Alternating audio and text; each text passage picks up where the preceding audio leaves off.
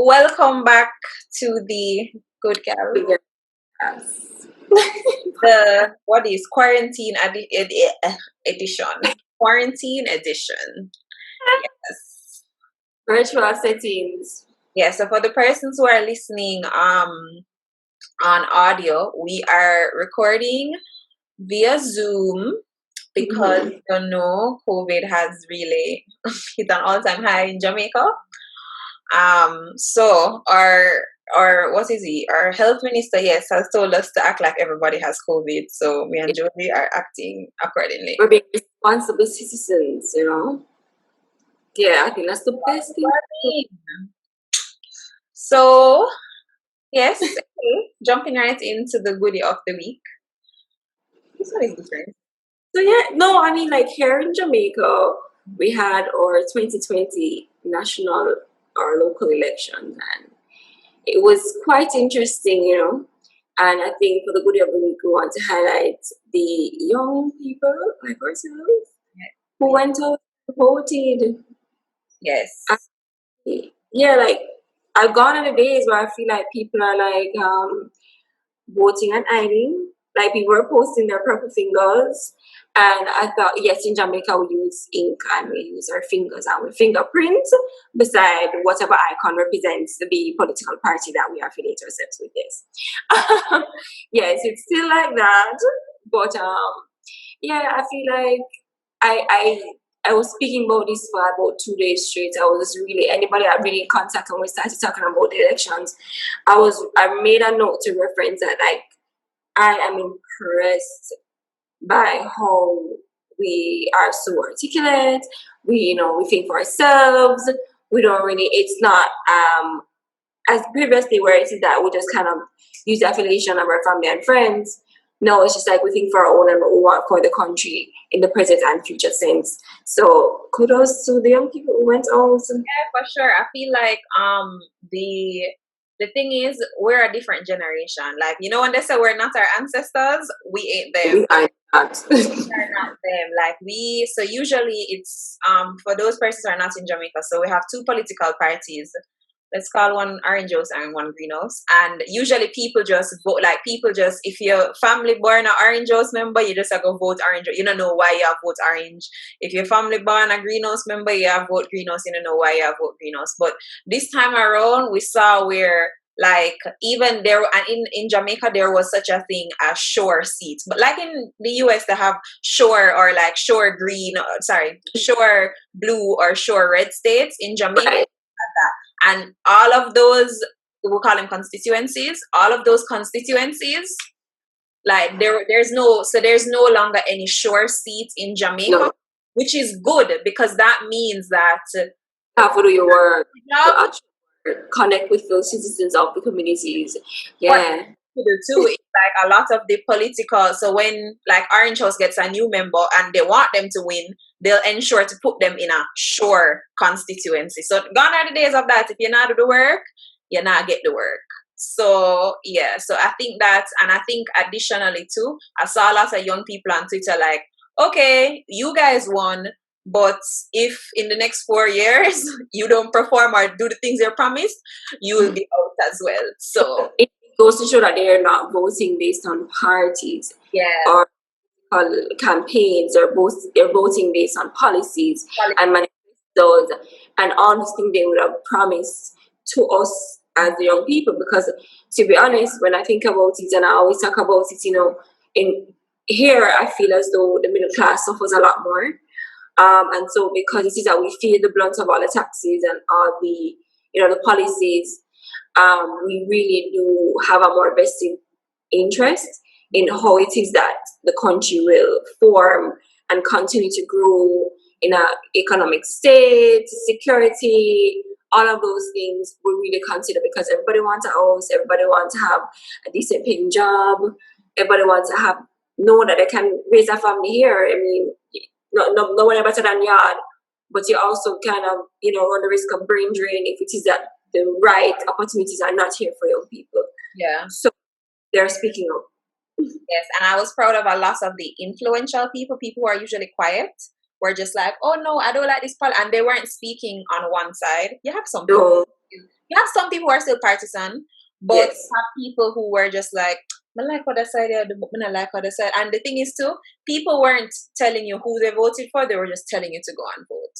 Yes, I agree, and I love that for as well. And I've been exercising my right to vote ever since election started. I didn't vote this election because I'm sorry, I was not planning to vote in COVID, which is bad.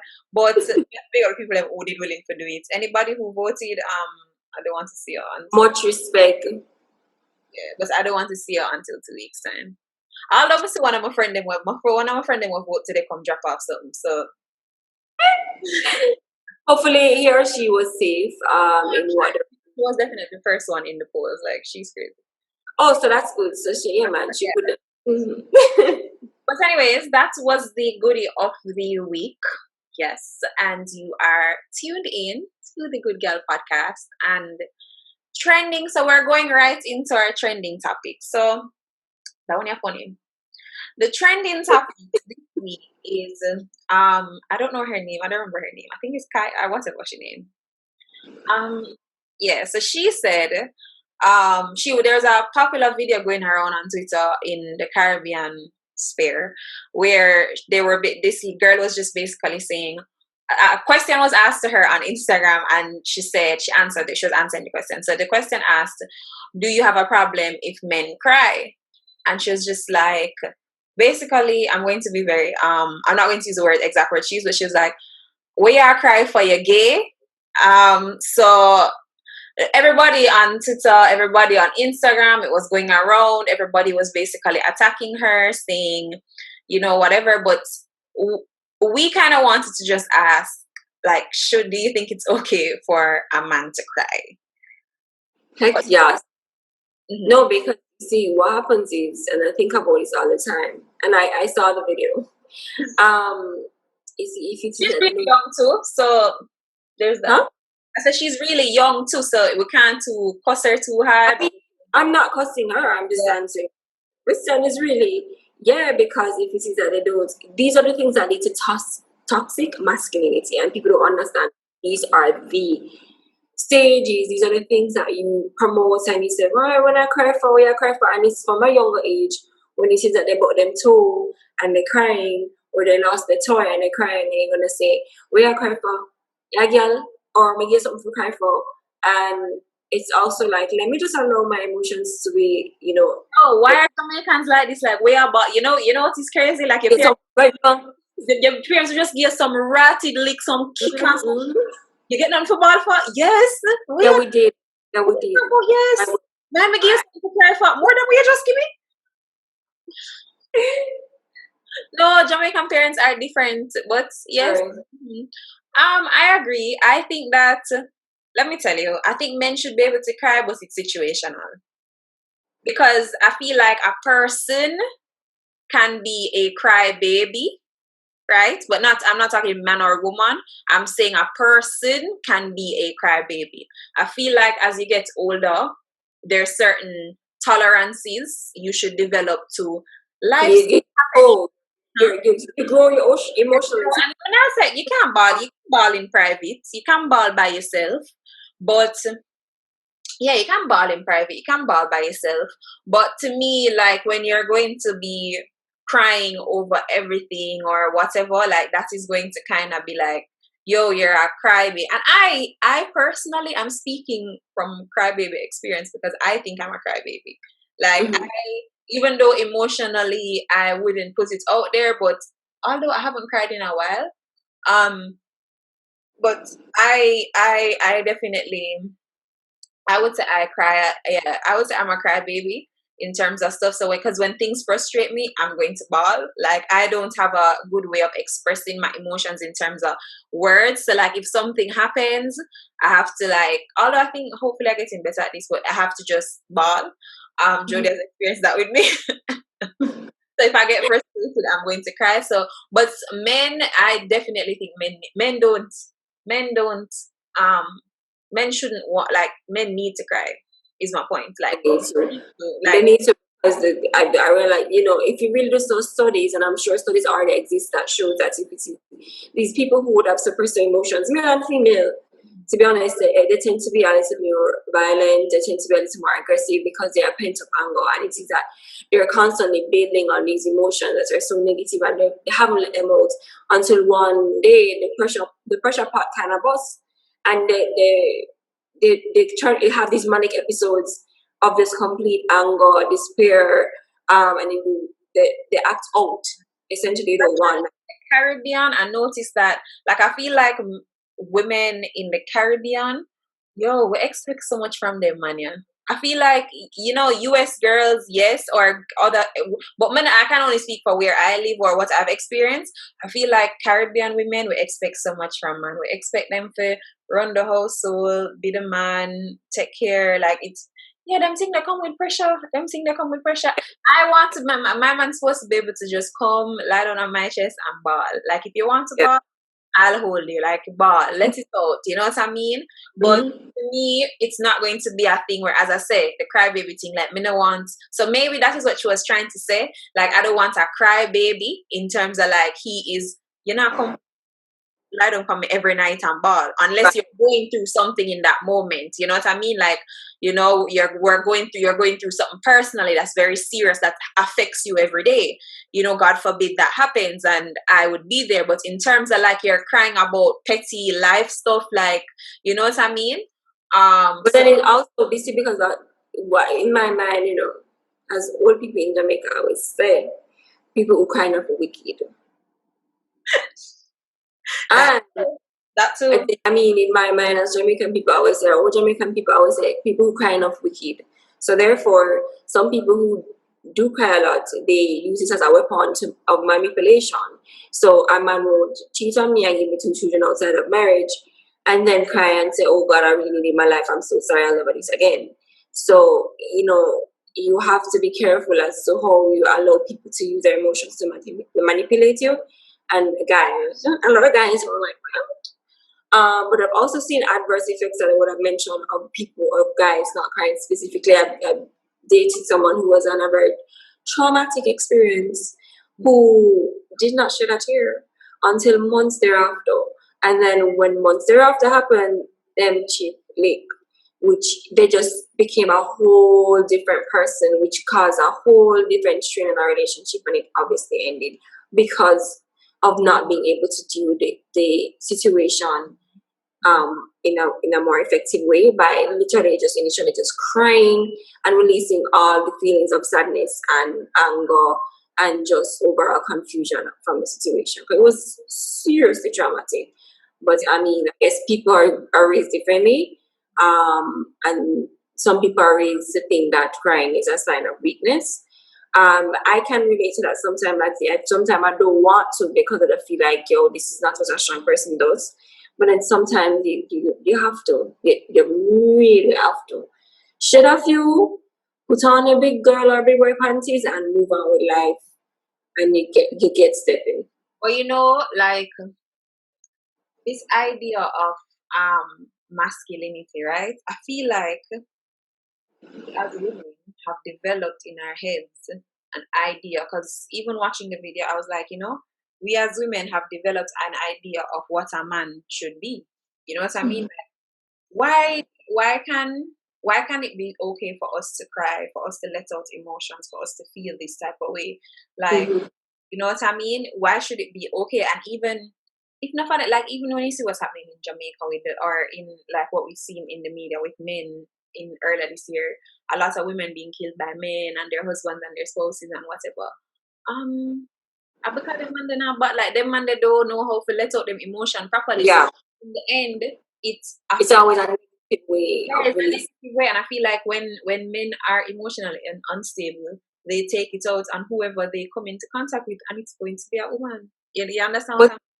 It is a norm, it's a societal norm. It's something that you see for generations and generations and generations. We don't know how it was formed, but these norms indicate that, women are more weak in their emotional states. They're weaker beings just in general, although to carry a child for them. Like, advocates, as I always do, certain man, like, we just no one see you, but like R. Kelly, when R. Kelly go on the interview with Gail, But him wicked. He might use that for manipulate. Him wicked. Yeah, like we are ball for like certain man, like you know. But I got be a great tip is like man. Chris Brown, you thump up Rihanna face in a court. I love you, but you thump up Rihanna face in a court of ball. Like, but not say you can't regret your decision in it, but certain. And you know, he's a perfect example of somebody who I think wasn't raised to in a way where they were allowed to express themselves, because I know what I noticed is that he expresses himself through creative means. So he the spray painting, and him do like he will do like art, him do like a clothing line, and him doing music. That's how he's been able to release his anger and feelings, because I don't feel like he was ever informed of a positive way how to release his feelings and emotions. I can see it. Like you can see it. When after the remember when after the thing happened and he went on an interview, was it Good Morning America, and him going to just a room and punch the wall or punch the window? Yeah. So it's just negative emotion. But in terms of like, I'm thinking like as a person, like parents, I don't know what you know, but like my father spoke to me, but he always spoke to me, but I don't think he spoke to me as much till I was like 14, 15 in terms of really having real conversations with me. Mm-hmm. My parents didn't really talk to me about things. Like, even I was having a conversation the other day. When did you have the talk with your parents? Well, have I? To this day, I got a book. You never get a book? No, I never get no book. Like, to this day, all I know, I just feel like my mother did come say to me one day, they will have sex. Like that just the issue. Right, yeah. It's never like, I don't know what it's very Caribbean parents. It's Caribbean parents. It's the style of Caribbean parents are very taboo, tiptoeing around situation. And then I feel like when you grow, you develop this negative relation with sex, or like when you're having sex, you always feel like you had to do something bad. Like you just always feel like you always feel like you had to do something bad, or there's something like you always feel like you just had to do something bad. So I feel like it's just, so I don't know. I feel like because that too is, I'm sure she never just come say that. Like, this is not her feeling. She probably hear her family or somebody or see something or grow in a household where that is what is accepted, or that is what is okay. And then it's like, why is it associated with being gay though? And I thought that person know gay people. Yeah, that is true, because I have a gay friend and he's super masculine. Like, so so it's also like, like effeminate. So it's associated with being very effeminate. Like, you crying. Clearly have a lot of more female hormones. But there are certain things, like, for example, I don't like a man cry over a woman. Like, I don't know, a man crying over a woman just look at, like, for example, I had an ex-boyfriend one time, and he's happened with his ex-girlfriend, and he said he was imagining me and the boy there, and the boy got tell me woman say he's going, he saw something, and him and his ex-girlfriend had a conversation, and it really made him emotional. First of all, why it's talking to ex? But anyway, that's what, remember we talked about it. It's just like, so I'm just like, certain things, like, you can't expect me to care if you're crying for certain things. Like, certain things you just get, especially all if you put yourself in the situation, but not say you can't make mistake, but you see me did one, and you go put yourself in a situation, and then you go come back to me about how am I gonna do this, how am I gonna deal with this. No. Like I said, okay, we about for you either. Like, that is going to be my reaction. So I feel like it's different reactions when it comes to certain things. But then if it's my brother, or if it's my uncle, or if it's somebody who I'm not romantically involved with, I'm going to care if they're crying. You know what I mean? Yeah. But I've seen guys cry over girls before. And it's because the love they had for that person was just so strong, and they were okay with expressing themselves in that way to show. You've seen it? Like, I've only seen it in that situation I told you. No, I've seen it from an outside perspective. I wasn't in a relationship. I've seen it happen. I've watched the situation happen. I've actually firsthand have had that. Yeah, I did. But I didn't really take it as anything like less strong of a man. I really didn't take it as if he was a less strong of a man. I also, it was a place of you showing how much it is that I cared at that point in your life, and I can respect that. It's something I can respect. So I wouldn't necessarily think of it anything bad. But on the contrary, because I feel like sometimes women cry to be manipulative. Because I've seen like this meme where they're like, when you're mid arguments and you know you're wrong and you just start to cry. Like I've seen that meme, and then I've done that. Like I'm not your friend. There was one guy, your friend, and I heard he was speaking to another girl. I did not want this person. I've on numerous occasions made it obvious that I was not taking this person seriously. And I hear him talking to an ex girl, and I was just like, I was just more like, it was more like a tag thing, like, you move on before me. No, me, no, me need for something. So I called him basically just bawling, saying how I really regretted the way I treated him, which I did. But I think I honestly did it because I heard he was talking to somebody else. Because if he wasn't, he wouldn't have get that call. So it's just like I heard, and I was Lala. Huh? But Lala, you wicked. No, let me tell you. I was just, and I called him and I bawled, and I was talking to him about it, and he was just like, so, like, I can't believe you finally, like, you could have heard in his voice that he's just like, you're finally saying what I wanted to hear all this time. Blah, blah, blah. And then when he said that, I was like, ew, like in my head. So I was like, okay, but I just want us to be friends. I'm happy you're happy. Like, so I just called him, create this big excitement, nothing to come out of it. Like, it's when him say, I've been wanting you to hear this. I was like, wait. No, that's not what I want. You know what I mean? So sometimes toxic. Sometimes us as female are just manipulative like that. I feel like we use crying.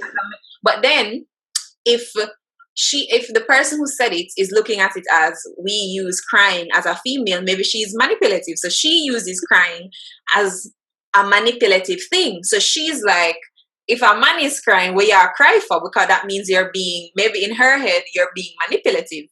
It could have swing the way they too.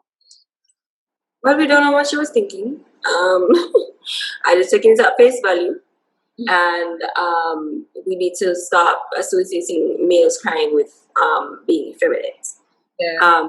And then the toxic masculinity, it needs to stop because it starts there. It literally starts there.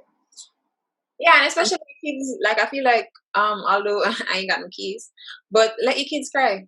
You know what I mean? Let your son cry. Yeah. Let your son let it out. Let your son cry. Like, and I hate when people Jamaican feel like him cry too much, man. Him cry too No, much. And then you know what? I was actually watching. Oh my God, yes, I was actually watching Tammy Ching. I mean, the Mitchells as usual because I'm always watching that. And she was actually talking about guys, her little boys crying, and at first she used to like, because one of her sons are very sensitive, very in tune with his emotions, and she said he always cry, and then she found herself saying, we are cry for like, and then she had to stop herself, and then she started to say, whoa, what kind of boys am I raising to be men if it is that I'm here as a mother in such a fundamental stage in his formative years, kind of calling down him expressing himself through that way. He's not throwing temper tantrums and flinging everything and punching the wall. That's worse. I mean, if it is that you say we are crying for, is it that he's going to need to do that now and then lead into a very abusive person? So those are the things that she identified at a young stage of parenting as a new parent, and realized that this is what we have to stop doing. I know she spoke, and I thought to myself, how you are so correct. I have a nephew as well. I don't think he cries a lot. He doesn't speak much, but I always try to encourage him to speak more, because one thing I always say is you need to speak up, because if it is that you don't, people will take advantage of you, and also you want to be able to express your emotions. So similarly, like how you're saying, let them cry. When them don't cry now, we need to stop and say, So can you explain to me why you were crying? Why were you upset? Understand where they're coming from. Because I mean, crying is okay and fine and dandy, but how are you going to prevent this from happening in the future? Like same with ourselves, when we cry sometime, I was say, Lord God, we're stressed out or whatever. We're going to know if we stop. Because I mean, like, if we're going to continue with this path, then we're going to cry every day of our lives. Even I know somebody, so what happened to him, he didn't cry, like him just grew up on the toxic masculinity, and he was just like, in him older years, him say, yo, me I try cry and can't ball, like he must say somebody very close to him dead, and he must say him want to ball, him there at the funeral and want ball and can't ball, to the point where it's almost like he might get a headache because he want to cry and that want cry and can't cry feeling is not a nice feeling, No, and you start to wonder if it is that you're just so dead inside. Dead inside. You wonder if you're heartless and then the one cry can't cry something then nice. So I think I don't know. I don't think that we should allow those type of seeds to be planted. Like in terms of especially in our young men. And I'm not telling you, like every man who I've spoken to in the past and them they have that toxic male thing when you hear about commit. You see these days, why? And I've said it in a previous episode before. If you don't come from a 2-parent household, I'm not there with you. And it's because, so in my experience, no, post me in the comments. It's in my experience. It's because I noticed that when you're raised by like I'm not saying you don't have like solid single parents, but when you're raised in a single parent home, especially like a mother-son relationship, they tend to glorify their son so much to the point where even if your son is showing you their dynamic is set up in a way where your son has now become your strength, and he recognizes that as a child. Your son knows he's your strength. Because when you listen to these artists and you listen to everything, they're always talk about, yeah, man, missy mommy struggle, missy whatever. But then, on the contrary, I have a friend who his mother was struggling and he did not know. And because she was just holding it, because when I speak to her, she's just like, I didn't want him to see that because he would be forced to become strong for me. So when something was going on with him, he would have just been in this place for hold it because he know my mother already got through her thing, so she can't really manage it, which is not fair to. It's not party. It's not fair because she's a mother. She's a single mother. She's dealing with it on her own, and it's unfair. Very selfless act because you want to, and then kids are very smart as well. As much as we might think, they're young and they're very impressionable, and they understand things. As much as we think they don't, they understand things, and they will take on, especially if it is that the child is an empath, where it is that they take on the emotions of other people, and that is just so heavy. We're going around just heavy. I have a family member who is like that. Like he takes on the emotions of his mom, and you can see it in the way him. And then because she has such negative emotions, like to this day, it's just like almost like whatever she's going through is like he might feel it 10 times more. And I'm like that too with the people I'm around. So if you're going through something, me I go feel it more than you. You know what I mean? So I am completely like that. But I definitely think that it's learning that people are dealing with things on their own, and it's learning to a positive way, as I said, like you can be there for people, but you can't take on them burden. You know what I mean? Agreed. And I feel like men from those type of households, they often tend to take on the burden of their mothers, even if their mothers didn't intend it that way. So it's just like, so it kind of make it harder for women. So personally, that's why I say, like, especially now, like I'm dating somebody who is very emotionally stable. You get what I'm saying? So it's like, even like in talking to that person, it's like, wow, I feel like I'm the unstable one. You know what I mean?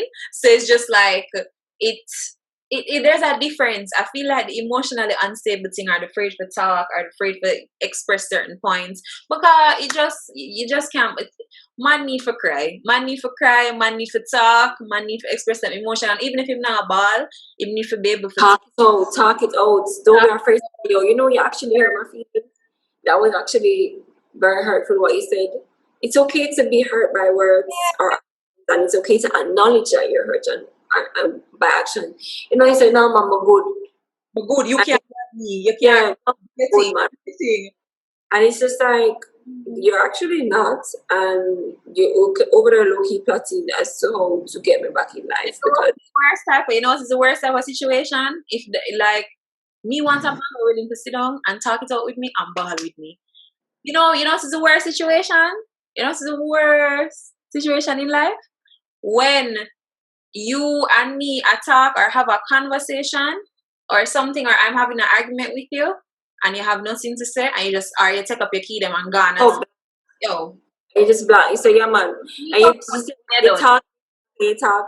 And say, come back when you're done. No, this needs a conversation. I don't. You just want to come back when we cool off or whatever, and then you keep doing that, and there's resentment and things. It also leads to the other party feeling like you're disregarding the emotions. Yeah. Like people express their emotions with such, what's I call it though? I mean, with such vulnerability, yes. So when you're expressing yourself and you're expressing how you feel about a situation, her words or actions are not. You're expressing it from a very vulnerable place because you have to be able to acknowledge it, to say it. And you're acknowledging it and you say it and you say, all right, cool, this person will understand or try to understand at least. And it's just like, I'm out. And you're just like, but, okay. And then some men will just like, I feel like it's toxic when men say, I'm not argue with no girl. What do you mean? I'm your woman, like. Well, you're not arguing though. It's also. But you need to have a conversation with me. And then you have the man who will trace you, like, we just fully trace you, like, fully. So to me. Oh, I'm not into that. So if you bow that life, I am out. Yeah, you have the man like, to me, there's certain things you just shouldn't do. When you're upset, I'd rather you cry. I'd rather you take your time because one, you're not cursing about. You see, the minute me hear a B or a F, I am shimmying out because you're not cursing about bad word after me. Me never grew up to hear my parents are curse after me. Me never do. Me never hear it. So why me? Why you for come curse after me? No man, not to do that, lady. And I'm really encouraged. Though even and I personally, I'm not the type to use expletives towards my significant other. I'm not gonna do it. So though I don't think that anybody should be using expletives, but I just think that it's because woman when women say, but I don't know, there's something, I don't know, maybe I'm wrong, but there's something worse about it to me when a man gonna take a call you out your name or say certain things to you. No, you also had them. You actually also about them. I'm not gonna call him madam until I say, yeah, this is it. Yeah, like when you're on the internet, like the other day, when named the rapper NBA young boy, he man fingers, calling girls names on the internet. Yes, like I mean, I call girl bitch host. Like what? No, you can't do that. Like you can't do that. You can't speak certain things. Don't do that. Don't.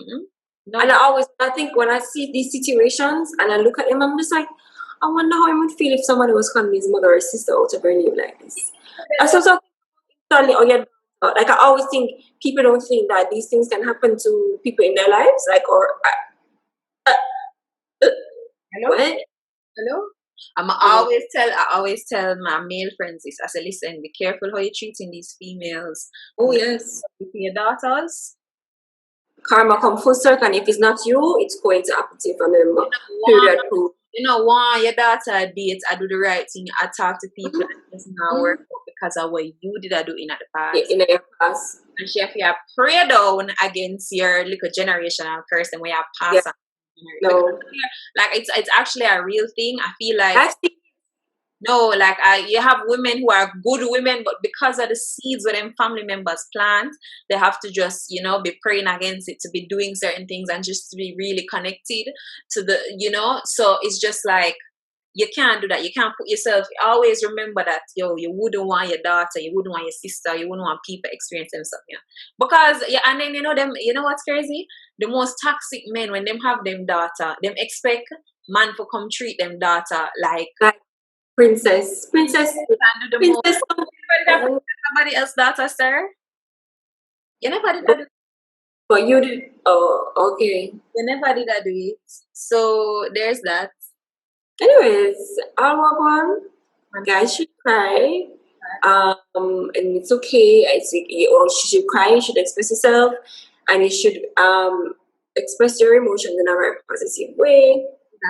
And ensure that you are expressing your emotions to people you feel you can trust, and it won't laugh you and take it in jest and use it against you. Because sometimes people, you will express yourself to people and then, don't tell your man friend them.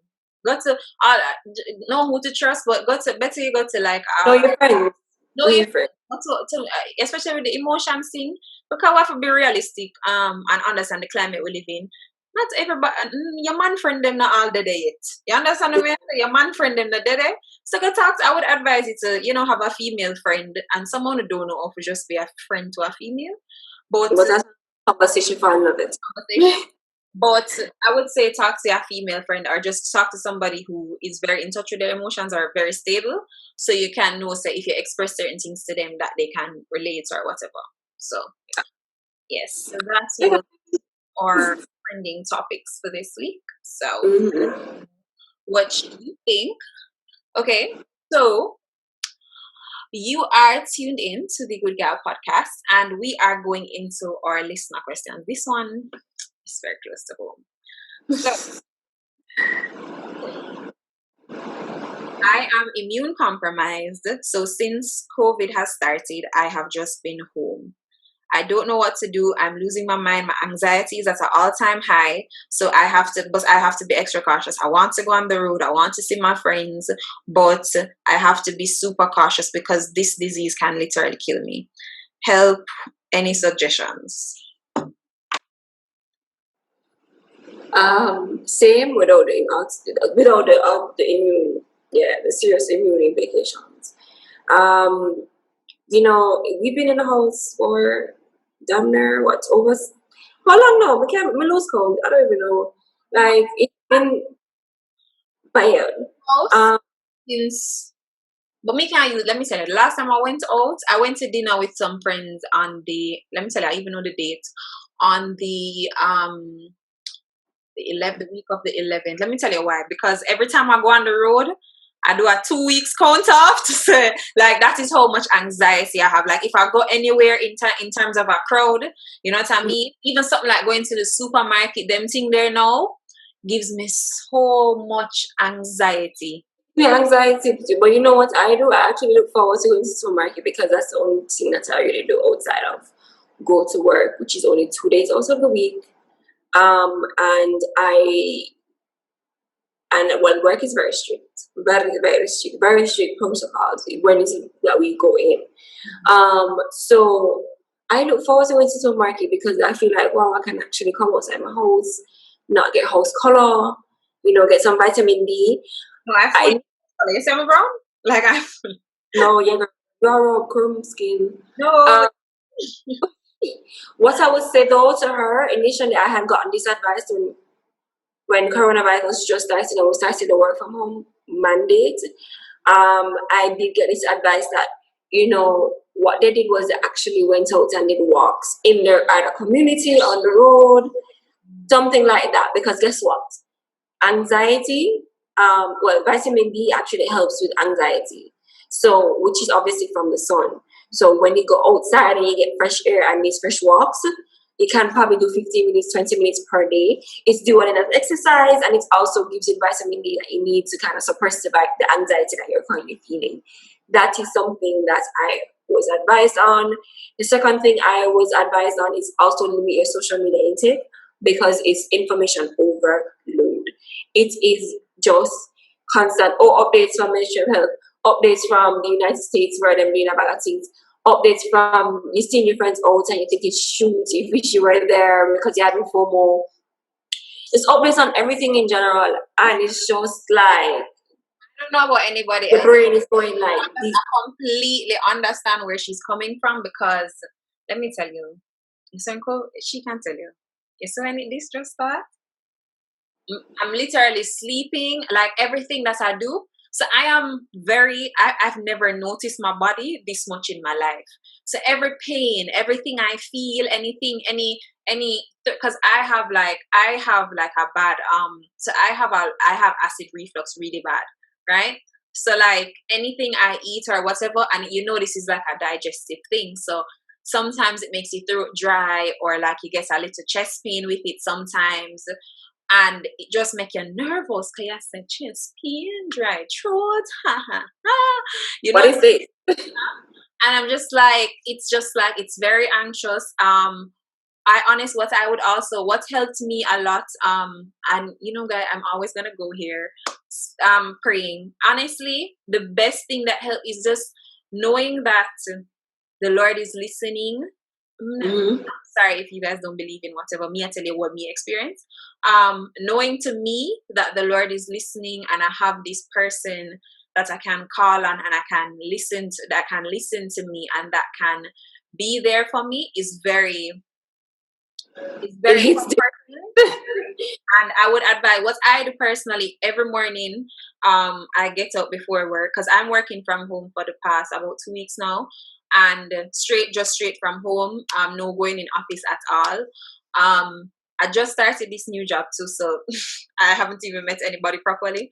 But what I do is get up and go work out outside in the sun. I make sure I do workouts inside. I make sure I go in the sun and have a workout. So like I wait until I see. So I'll get up at 6, make my breakfast, do whatever, and then I'll go and make sure what is 7 o'clock to 8 o'clock I'm working out when the sun is up. Like I want the sun to catch me when me at work. Like because I don't feel comfortable going back to the gym. With everything going on, so just to have some normalcy, especially if you're blessed to be working from home.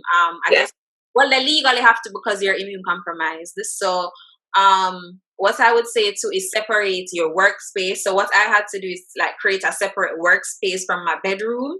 Hopefully you have enough space in your house or something, or if you have to use your bedroom, put a curtain or something around so say when this curtain lock is work time, because there's certain little things you can do to it's psychological. No man, it's psychological.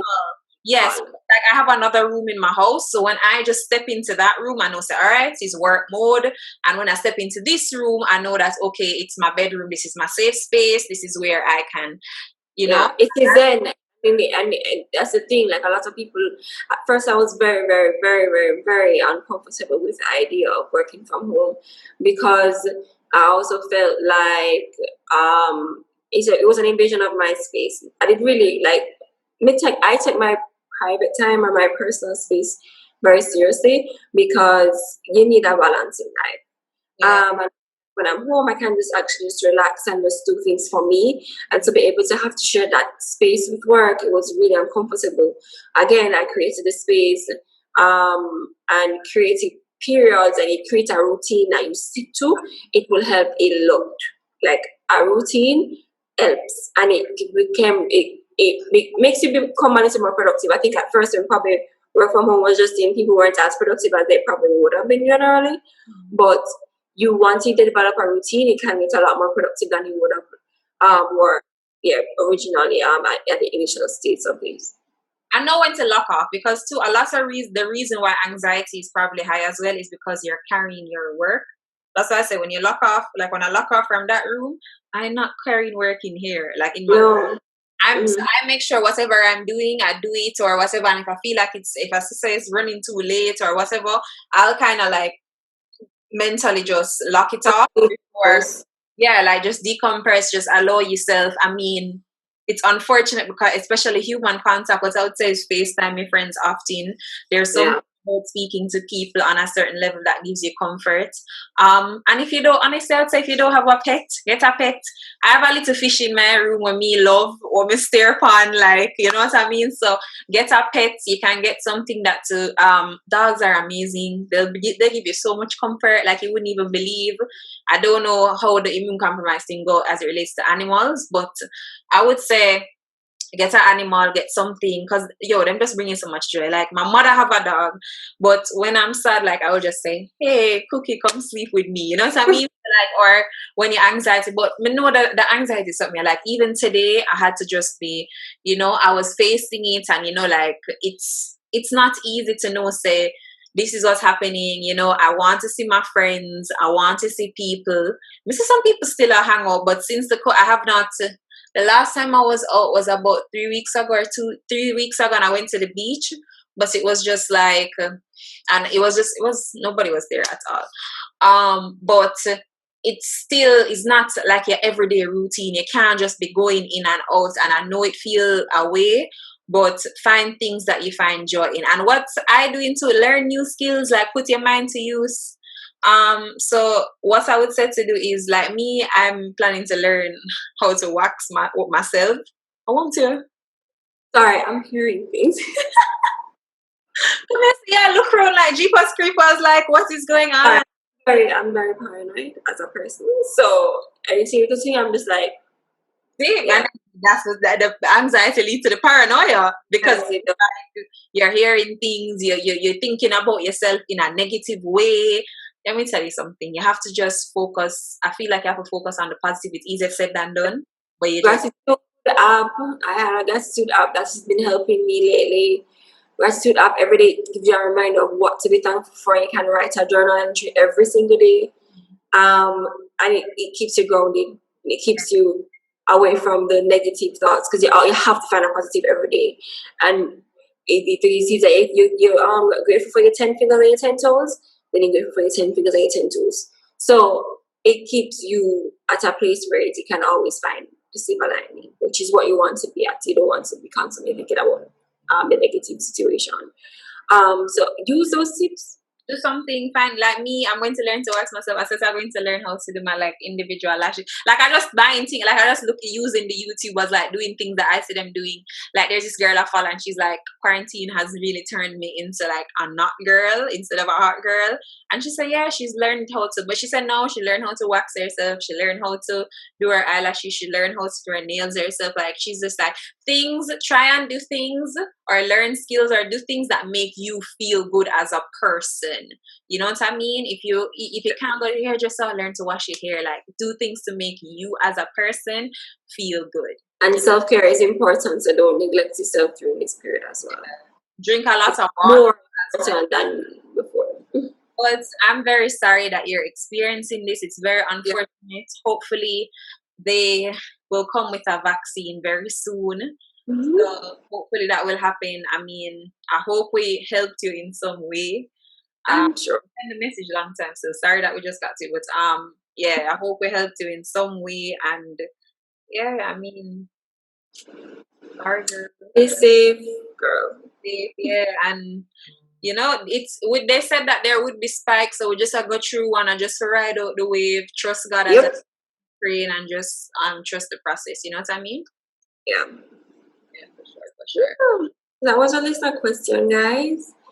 That brings us to the end of this episode. I don't even know how Jodi look by the time I see her again.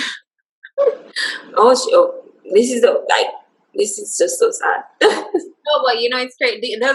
I don't know if quarantine, like with me, quarantine makes me skinny. Like I lose weight because I go to the gym, so I'm always like weight. Well, so when I don't have the weights or whatever, I get skinny. Or like when I feel anxious as well. I feel when I'm home, I don't eat as much. When I'm on the road, I will buy food or whatever. But yeah, no, quarantine really. Are you gaining weight or are you losing weight? I don't know, but I just know I want to lose it. I don't know if I'm maintaining at this point. I'm just what's happening? So yes, guys. So we miss you guys. We miss the energy. We miss Kevario. Oh God, we miss Kevario. But we just have to do our thing and just make sure. And just please, guys, make sure you're staying safe. The more we work, yeah. Bye, guys. It was fun. Love you.